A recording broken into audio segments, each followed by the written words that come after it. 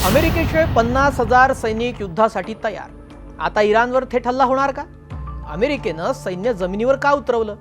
इराणने याला कसं उत्तर दिलंय? ट्रम्पचा नेमका प्लॅन काय आणि पुढे आता काय होणार? याचाच आढावा आपण पुढच्या काही मिनिटात घेणार आहोत। त्यासाठी व्हिडिओ पूर्ण पहा। नमस्कार, मी श्रेयस पांडे, तुम्ही पाहताय न्यूज 18 मराठी।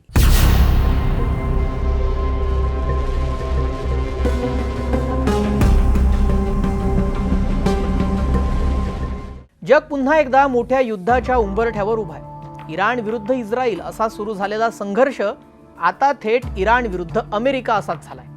आता अमेरिकेचे 50,000 सैनिक इराणमध्ये आत घुसले असा दावा केला जातो। सध्या 50,000 पेक्षा जास्त अमेरिकन सैनिक पूर्ण मिडल ईस्ट मध्ये तैनात आहेत अशी बातमी समोर आली आहे। अमेरिकेने नवीन 3,500 मरीन कमांडो पाठवले, आणखी 10,000 सैनिक पाठवण्याचा विचार सुरू असल्याचंही कळतंय। पण महत्त्वाचं, हे सैनिक थेट इराणमध्ये गेलेले नाहीत, ते आसपासच्या देशांमध्ये तैनात आहेत, जसं की कुवेत, कतार, बहरीन या ठिकाणी। पण मित्रांनो, इथे एक गोष्ट समजून घेणं गरजेचं आहे। इराण हा अफगाणिस्तान किंवा इराक सारखा कमकुवत देश नाही। इराणकडे स्वतःचं मजबूत सैन्य, प्रगत क्षेपणास्त्र प्रणाली आणि रिव्होल्युशनरी गार्ड्स म्हणजेच IRGC सारखे कडवे सैन्य दल आहे। त्यामुळे 50,000 सैनिक आत घुसणे म्हणजे रक्ताची होळी खेळण्यासारखं होईल। आता अमेरिका नेमकं काय प्लॅन करत आहे, म्हणजे नेमका अमेरिकेचा प्लॅन काय ते आपण सांगू शकणार नाही, पण काय शक्यता आहेत त्यावर एक नजर आपण टाकू शकतो। तर काही गोष्टी अमेरिका आता करू शकतो। पहिलं काय, तर लिमिटेड ग्राउंड ऑपरेशन, म्हणजे स्पेशल फोर्सेसद्वारे छोटे हल्ले या ठिकाणी केले जाऊ शकतात। आता या हल्ल्याचा टार्गेट काय असेल, तर 2 टार्गेट असतील, खार्ग आयलँड आणि स्ट्रेट ऑफ हॉर्मुझ, आणि हे ऑपरेशन काही आठवडे चालू शकतं। बरं, दुसरी शक्यता काय, तर इराणचं न्यूक्लिअर मिशन उद्ध्वस्त करणे हे प्राथमिक धोरण अमेरिकेचं आधीपासूनच राहिलेलं आहे, आणि त्यासाठी जमिनीवर उतरवलेले सैनिक आघाडीवर काम करू शकतात। इराणचं इनरिच युरेनियम जप्त करण्याचा प्लॅन अमेरिकेच्या सैन्याकडून भूदलावर केला जाऊ शकतो। पण एक मोठं आव्हान इथं राहील, कारण हे इनरिच युरेनियम वाचवणं हे इराणच्या सैन्याचं प्राथमिक धोरण असेल, त्यामुळे हे हाय रिस्क ऑपरेशन ठरेल।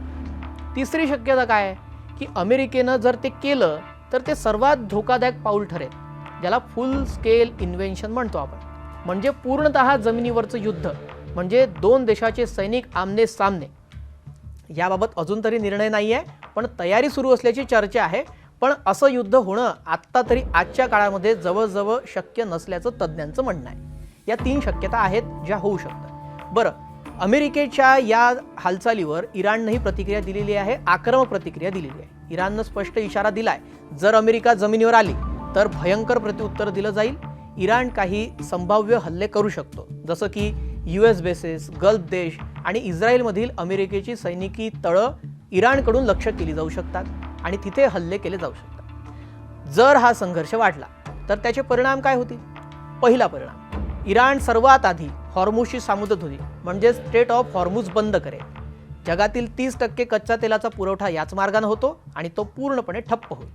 हा मार्ग बंद झाला तर पेट्रोल डिझेलचे भाव गगनाला भिडतील, आणि ते जगाला मान्य नाही, कारण जग आता यासाठी पूर्णपणे तयारच नाही। दुसरी शक्यता, इराणकडे असलेल्या लांब पल्ल्याच्या क्षेपणास्त्रामुळे इस्रायल आणि सौदी अरेबियातील अमेरिकन तळांना धोका निर्माण होईल। सौदी अरेबियाला उगाच आपल्या देशामध्ये युद्ध नकोय, त्यामुळे तो स्वतःला या युद्धापासून आधीपासूनच दूर ठेवण्याचा प्रयत्न करतोय। त्यामुळे सौदी अरेबिया अमेरिकेवर यानंतर दबाव निर्माण करेल। तिसरी शक्यता काय आहे की रशिया आणि चीन या युद्धात उडी घेऊ शकतो। रशियाचे इराण सोबत जवळचे संबंध आहे, त्यामुळे हे मग युद्ध केवळ 2 देशांपुरतं शिल्लक राहणार नाही। तिकडे इस्रायल, अमेरिका, इकडे रशिया आणि चीन हे जर इराण सोबत गेले तर मग हे जवळजवळ एक तिसरं महायुद्ध सुरू झाल्यासारखंच होईल। आता प्रश्न उरतो भारताचा। या युद्धाचा भारतावर काय परिणाम होईल? भारत आपल्या गरजेच्या 80% तेल आयातच करतो। युद्धामुळे तेलाच्या किमती वाढलेल्या आहेतच, भारतात महागाईचा भडका आणखी उडेल। तसेच इराणमधील जे चहाबार बंदर आहे तिथे भारताची मोठी गुंतवणूक आहे, ती चांगलीच धोक्यात येईल। मध्य पूर्वेमध्ये राहणाऱ्या लाखो भारतीयांच्या सुरक्षेचा प्रश्न ऐरणीवर येईल। त्यांना एअरलिफ्ट करून परत भारतात आणावं लागेल, त्यासाठी देखील खर्च आणि वेगळं ऑपरेशन राबवावं लागेल। त्यामुळेच भारत नेहमीच हे युद्ध मुत्सद्देगिरीनं सोडवण्याचा सल्ला या दोन्ही देशांना देत राहिला। आता एका चुकीच्या निर्णयानं हे युद्ध 3ऱ्या महायुद्धात बदलू शकतं।